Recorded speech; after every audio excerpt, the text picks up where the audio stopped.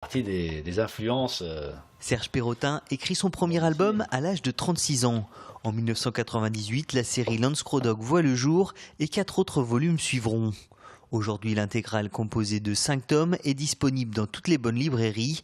Les illustrations ainsi que la mise en couleur ont été réalisées par deux Vendéens, Gaël Séjourné et Jean Vernet. Ça, c'est une intégrale, un recueil de 5 tomes qui met en scène un agent du FBI, Lance Crodog, un flic métis, moitié indien, moitié blanc, et donc qui est partagé entre deux cultures et qui enquête dans les réserves indiennes du sud-ouest des États-Unis. Donc ça, c'est mon premier travail qui vient d'être édité récemment là, aux éditions Sandawe, un éditeur participatif qui finance ses livres sur Internet. Avec l'arrivée de ce système de soutien participatif, les scénaristes sortent de l'ombre. Avant, seules les séances de dédicaces et les salons permettaient aux auteurs d'échanger avec leur public. Aujourd'hui, la prise de contact est instantanée. Là, j'échange régulièrement avec eux sur Internet, via la plateforme de l'éditeur qui s'appelle Sandawe. Et là, on a un contact, je dirais même presque plus intense, parce qu'on peut échanger tous les jours. Pour financer la sortie de cette intégrale, 250 internautes ont mis la main à la poche avec des sommes allant de 10 à 3 000 €.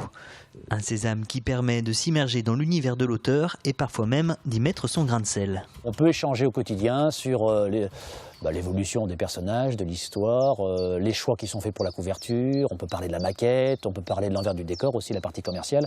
Et comme ce sont des passionnés, ils sont assez friands de ce genre d'échanges et d'informations.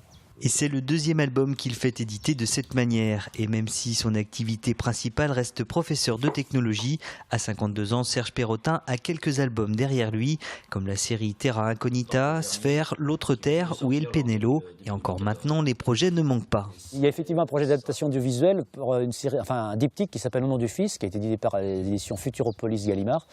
Donc il y a une option qui a été prise par la chaîne Arte pour en faire un long métrage. Donc on travaille actuellement avec le metteur en scène Olivier Perret sur l'adaptation audiovisuelle. Et comme Serge Perrotin a des histoires plein la tête, il travaille sur le tome 3 d'une série de littérature jeunesse. Le tome 2, Les Mules de Guadalajara, devrait sortir lui courant avril.